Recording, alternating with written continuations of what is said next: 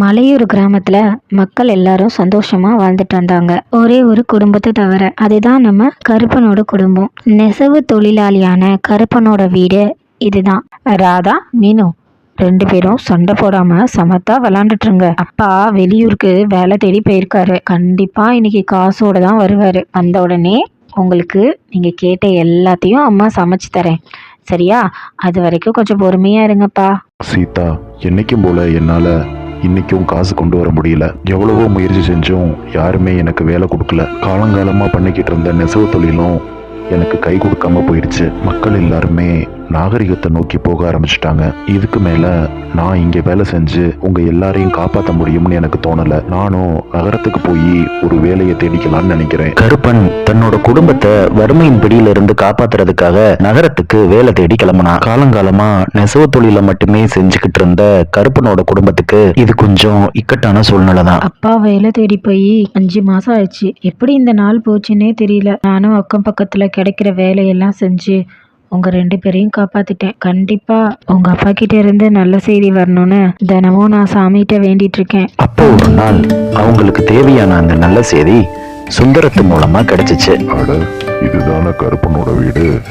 ஏம்மா, யாராச்சும் இருக்கீங்களா? வாங்க சுந்தரம் அண்ணா, எப்படி இருக்கீங்க? ரொம்ப நாளா உங்களை ஊர்ல பார்க்கவே முடியல. அட சீதா தங்கச்சி, உனக்கு விஷயமே தெரியாதா? நான் தான் நகரத்துக்கு போயிட்டேனே. அங்க போனதுக்கு அப்புறம் தான் என் குடும்பத்துக்கே ஒரு விடிவு காலம் கிடைச்சிச்சு. நல்ல வருமானமும் வருது. அதுக்கப்புறம் தானே என் 2 பொண்ணுங்களுக்கும் கல்யாணத்தை பண்ணி முடிச்சேன். கேக்குறதுக்கு ரொம்ப சந்தோஷமா இருக்குண்ணா. இதே மாதிரிதான் என்னோட கணவரும் நகரத்துக்கு வேலை தேடி போயிருக்காரு. அவர்கிட்ட இருந்தும் ஒரு நல்ல செய்தி வரும்னு நாங்களும் குடும்பத்தோட காத்துட்டு இருக்கோம். ஆமா தங்கச்சி, அந்த நல்ல செய்தியத்தான் சொல்றதுக்காக நான் இங்க வந்திருக்கேன். கருப்பனுக்கு நகரத்துல ஒரு வேலை வாங்கி கொடுத்ததே நான் தானே. சுந்தரம்னா சும்மாவா? கருப்பன் அங்க நல்ல தொழிலை கத்துக்கிட்டு சொந்தமாவே பிசினஸ் பண்ண ஆரம்பிச்சுட்டான். அங்க சேர்த்து வச்ச காசுல ஒரு புது வீடையே கட்டிக்கிட்டு இருக்கான்னா பாத்துக்கோயேன். என்னைய உங்ககிட்ட செய்தி சொல்றதுக்கு தான் அனுப்பி வச்சான். சட்டு புட்டுன்னு குடும்பத்தோட கிளம்பி நகரத்துக்கு போற வழிய பாருங்க. அங்க கருப்பையன் உங்களுக்காக காத்துக்கிட்டு இருக்கான். விஷயத்தை கேள்விப்பட்ட உடனே சீதா அடுத்த நாளே தான் வீட்டுல இருந்த பாத்திரங்கள் எல்லாத்தையும் எடுத்துக்கிட்டு மாட்டு வண்டியில நகரத்துக்கு புறப்பட்டா. எங்க அப்பா நான் சின்ன பிள்ளையா இருக்கும்போது மாட்டு வண்டி ஓட்ட கத்து கொடுத்தாரு. அதே மாதிரி நீங்களும் கத்துக்கோங்க. உங்க வாழ்க்கைக்கு ரொம்ப பயனுள்ளதா இருக்கும். சீதா பசங்களை கூட்டிட்டு மாட்டு வண்டியில கிளம்பினா. போற பாதை காடு வழின்றனால ரொம்ப கவனமா மாட்டு வண்டியை ஓட்டிக்கிட்டு போனா. அவளுக்கு தெரியும் ஏற்கனவே இந்த காட்டுல ரொம்ப ஆபத்தான மிருகங்கள் இருக்குங்கிறது. ராதா, எனக்கு ஒரு விஷயம் தெரியுமா? இந்த காட்டுல ரொம்ப பயங்கரமான மிருகம்லாம் இருக்கு. பொதுவா காடுனாலே மிருகம்லாம் இருக்கும், சகஜம்தான். இருந்தாலும் இந்த காட்டுல ரொம்ப கொடிய மிருகங்கள்லாம் இருக்கான். எங்க அப்பா சொல்லியிருக்காரு. சின்ன வயசுல நான் இதெல்லாம் கேள்விப்பட்டிருக்கேன். அப்போ அங்க கேட்ட புலியோட சத்தத்தினால மாடு மிரண்டு மாட்டு வண்டி கவுந்துச்சு. குழந்தைங்களா, பயப்படாதீங்க. இனிமேதான் நம்ம தைரியமா இருக்கணும். என்னை விட்டு எங்கேயும் போயிடாதீங்க. அடுத்த நிமிஷம் என்ன நடக்குதுன்னு நம்ம யாருக்குமே தெரியாது. எப்படியாவது இந்த காட்டை கடந்து நம்ம உயிரோட தப்பிச்சு போயிடணும். என்னை விட்டு எங்கேயும் போயிடாதீங்க. அம்மா சொல்றத மட்டும் கேளுங்க. அப்போ அங்க ஒரு புலி கோபத்தோட வந்துச்சு. சீதா தன்னோட பசங்களோட ஒரு மரத்துக்கு பின்னாடி ஒளிஞ்சுக்கிட்டா. இங்க மனுஷங்க இருக்கிறது வாடையிலேயே நமக்கு தெரியுது. ஆனா எங்க இருக்காங்கன்னு தெரியலையே. அவங்க மட்டும் கிடைச்சாங்கன்னா இன்னைக்கு ஒரு பொடி. சூழ்நிலையோட கடினத்தை புரிஞ்சுக்கிட்ட சீதா தன்னோட குரலை மாத்தி புத்திசாலித்தனமா இப்படி பேசினா. பசங்களா, என்னோட மந்திர சக்தியை பயன்படுத்தி ஒரு புலியை இங்க என் கட்டுப்பாட்டுக்குள்ள கொண்டு வந்துட்டேன். இப்ப ஒருத்தர் மட்டும் சாப்பிடுங்க. இன்னும் கொஞ்ச நேரத்துல இங்க இன்னொரு புலி வரும். அதை இன்னொருத்தருக்கு உணவாக்குறேன். இன்று இரவுக்குள்ள இந்த காட்டுல இருக்க அனைத்து புலிகளையும் வேட்டையாடி உணவளிக்கிறேன் உங்களுக்கு. அட, இது சூனியக்காரி மாதிரி தெரியுதே. அதனாலதான் மனுஷங்களோட வாடை இருந்தும் நம்மளால பார்க்க முடியலையா? உடனே நாம காட்டுக்குள்ள இருக்கிற எல்லா புலிகளையும் பாதுகாப்பா இருக்க சொல்லணும். அதுக்கு முதல்ல நாம உயிரோட இருக்கணும். எப்பா ஓடிடுவோம். உடனே அந்த புலி அங்க இருந்து தப்பிச்சா போதும்னு ஓடிக்கிட்டு இருந்துச்சு. புலி இப்படி ஓடி வர்றத அந்த காட்டுல இருக்கிற ஒரு நரி பார்த்துச்சு. அட, என்ன இது? புலி அண்ணன் இப்படி தலை தெறிக்க ஓடி வராரு. என்ன புலி அண்ணே, இப்படி பயந்துகிட்டு ஓடி வந்துகிட்டு இருக்கீங்க? நீங்க தான் இந்த காட்டுக்கே ராஜா. நீங்க தானே எல்லாரையும் பயமுடுத்துவீங்க. உங்களை பயமுடுத்தணும்னா சிங்கம் தானே வேணும்.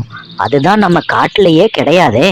அட முட்டாள் நரியே, உனக்கு இந்த காட்டுல என்ன நடக்குதுன்னே தெரியாது போல இருக்கே. இந்த காட்டுக்குள்ள புலி திண்ணி சூனியக்காரி வந்திருக்கா. அதுவும் அவ குடும்பத்தோட வேற வந்திருக்கா. அவ புலிய மட்டும்தானே சாப்பிடுவா. அதான் நான் போய் காட்டுல இருக்கிற எல்லா புலிகிட்டையும் சொல்ல போறேன். ஒரு ராஜாவா இந்த காட்டுல இருக்கிற எல்லா புலிகளையும் பார்த்துக்க வேண்டியது என்னோட கடமை தானே. அதான் ஓடிக்கிட்டு இருக்கேன். என்னது புலி திண்ணி சூனியக்காரியா? இது புதுசாவல இருக்குது. புலியண்ணே, உங்களை யாரோ நல்லா ஏமாத்தி இருக்காங்க. நீங்க சொல்றத பார்த்தா அங்க யாரோ மனுஷங்க தான் இருந்திருக்காங்க. உங்ககிட்ட இருந்து தப்பிக்கிறதுக்காக இப்படி பொய் சொல்லி நாடகம் ஆடி இருக்காங்க. நீங்களும் நல்லா நம்பிட்டீங்க போல. என் கூட சேர்ந்து வாங்க, நாம 2 பேரும் போய் அவங்கள சாப்பிடலாம். அட முட்டாள் நரியே, நானு இந்த காட்டுக்கே ராஜா. என்னைய ஏமாத்த முடியுமா? இருந்தாலும் நீ சொல்றதும் யோசிக்க வேண்டிய விஷயமா தான் இருக்குது. சரி வா, போய் பார்ப்போம். ஆனா நீ தான் முதல்ல போகணும். நான் உன் பின்னாடி தான் வருவேன். நரி சொன்னதை நம்பாத புலி ஒரு தடவை எதுக்கும் பாத்திரலான்னு சொல்லி நரியோட பின்னாடியே போச்சு. நரியும் ஆவலோட அங்க என்ன இருக்குன்னு பார்க்கலான்னு கிளம்புச்சு. ஒரு வழியா நரியும் புலியும் அங்க வந்துச்சுங்க. புலியும் நரியும் அங்க வந்ததை பார்த்த சீதா என்ன நடந்திருக்குங்கிறத ஓரளவுக்கு புரிஞ்சுக்கிட்டாங்க. அதுக்கப்புறம் புத்திசாலித்தனமா இப்படி பேசினாங்க. எப்பவுமே இந்த நரி சரியான வேலையை செய்யவே செய்யாது. 2 புலி கொண்டு வந்து தரதா உத்தரவாதம் கொடுத்துச்சு. இப்ப ஒரு புலியோட தான் வந்திருக்கு. சீதா இப்படி பேசின உடனேயே புலிக்கு தான் ஏமாந்துட்டோன்னு நினைச்சு பயங்கர கோவம் வந்துச்சு. ஏய் முட்டாள் நரியே, என்னைய ஏமாத்திட்டல. இப்படி சூனியக்காரியோட கூட்டு சேர்ந்துக்கிட்டு என்னைய கொல்லலாம் நினைச்சியா? உன்னைய என்ன செய்யறேன்னு பாரு. இப்படி சொல்லிக்கிட்டே நரி மேல கோவமா பாஞ்சு அதை கொன்னு சாப்பிட்டுச்சு. அங்க நடந்த சண்டையை பயன்படுத்திக்கிட்டு சீதாவும் பசங்களும் அங்க இருந்து தப்பிச்சாங்க. அதுக்கப்புறம் கருப்பன் இருக்கிற ஊருக்கு வந்து சந்தோஷமா தங்களோட புது வாழ்க்கைய புது வீட்டுல ஆரம்பிச்சாங்க. இந்த கதை உங்களுக்கு பிடிச்சிருந்துச்சுன்னா மறக்காம இந்த வீடியோவை லைக் பண்ணிருங்க. அப்படியே கமெண்ட்டும் பண்ணிருங்க. இது வரைக்கும் நிறைய பேர் எங்க சேனலை சப்ஸ்கிரைப் பண்ணாமே பார்த்துட்டு இருக்கீங்க. அப்படியே அந்த சப்ஸ்கிரைபையும் சேர்த்து பண்ணி விட்ருங்க. பாய்.